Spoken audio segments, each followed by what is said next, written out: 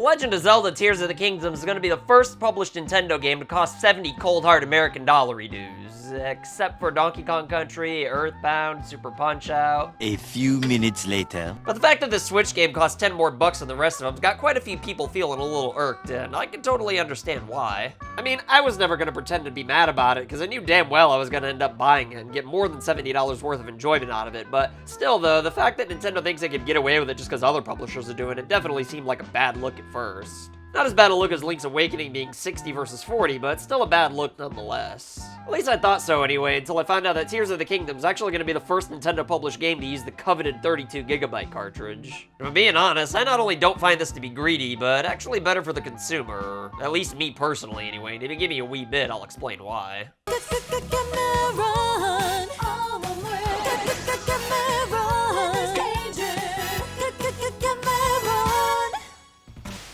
Alright, so I get that a lot of people aren't going to agree with me on this, but personally, I don't mind paying a little extra for a physical copy of a game if the alternative's paying less and getting a paperweight that essentially acts as a key to let you play the digital download.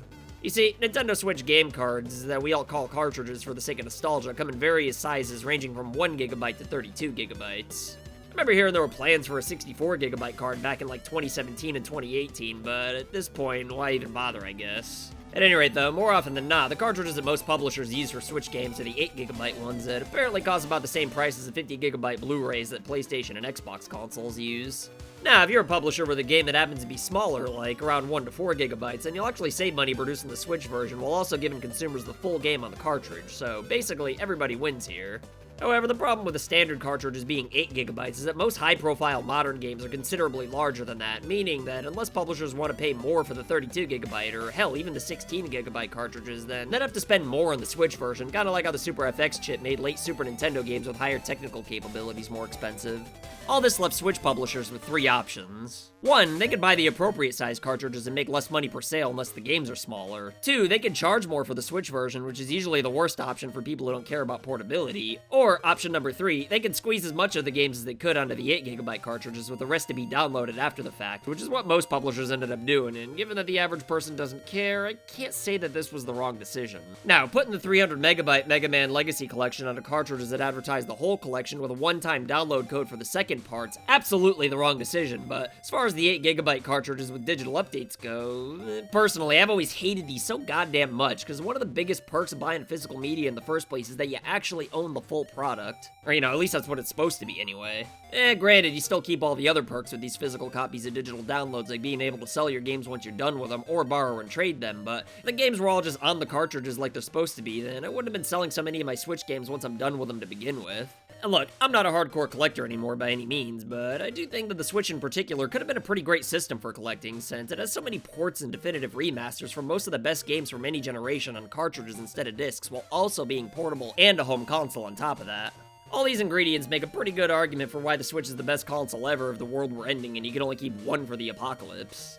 However, given that so many of these games aren't actually in the cartridges, there's just too many asterisks in the library for me to even care about keeping most of the games. I mean, what good's your Switch collection really when the console inevitably stops receiving online support? Granted, it may feel like that's a long ways off, but the 3DS used to tear as much ass around the backyard the same way the Switch has been doing up until this point. It didn't take that long for Nintendo to drop online support for that thing, so how long are your Switch games really gonna be good for if you don't open them and download all the updates right now? Well, to be fair, most of them will be just fine after the rapture, but the fact that you'll need to keep track of the games with massive day one updates is enough for me to just sell most of them after I'm done. But you want to know what game you're not going to have to worry about? Tears of the friggin' Kingdom, because rather than shipping paperweights out, Nintendo decided to make sure that everyone who buys this game will actually own all of it for all eternity.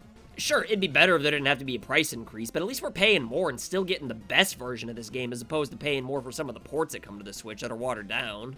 Granted, this is because the Switch version is the only version of this game, but still though, at least we're not paying more for less. Just more.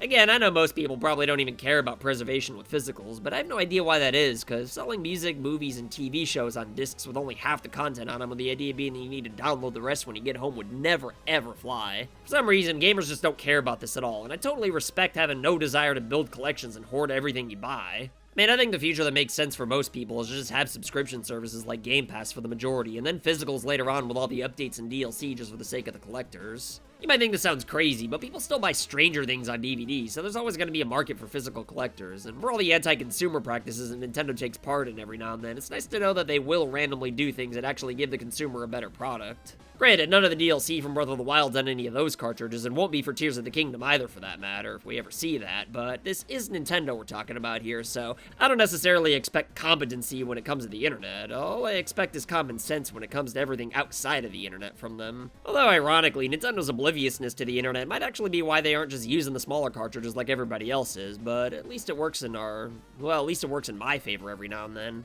I'm sure most of you would rather just save $10 and deal with the download, but not me.